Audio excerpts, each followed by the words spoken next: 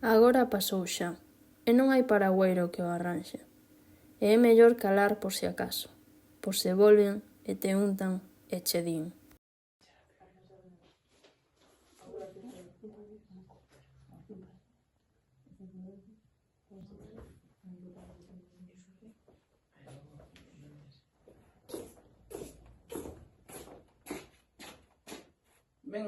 Venga usted con nosotros.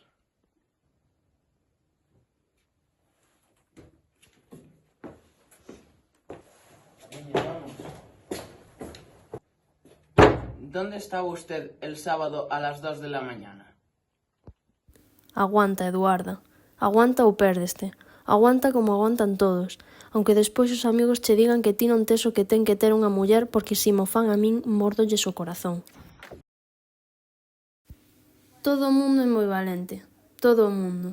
Pero xa se viu que cando entraron na taberna e preguntaron polo Roxo, ninguén se atreveu a defendelo e eso que todos eran amigos del. Roxo, venga usted con nosotros. Mira, Roxo, que vas a acabar mal. Mira que vas por mal camiño. Que dis, non digas trapalladas.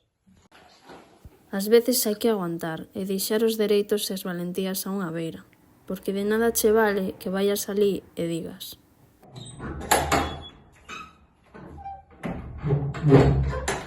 E aquí estou eu, que son a irmá do Roxo, e veño preguntar por el, que é dunha maneira desgraciado que fose.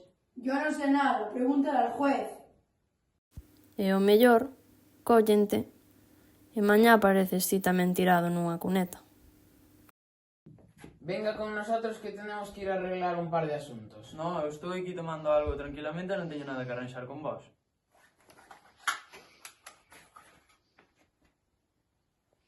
É que xa non hai homes. Veña.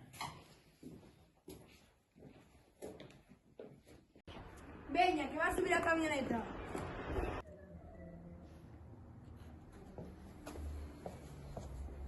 Onde levan o meu home?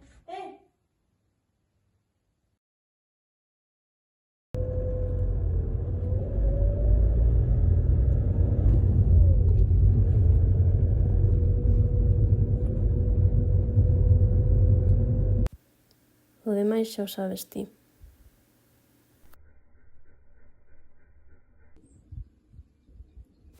Apareceu morto dun tiro na cabeza. Agora xa pasou. É mellor calar. Sonche cousas da vida das persoas, que somos lobos uns para os outros. Coma lobos, Eduarda, digo cho eu, coma lobos.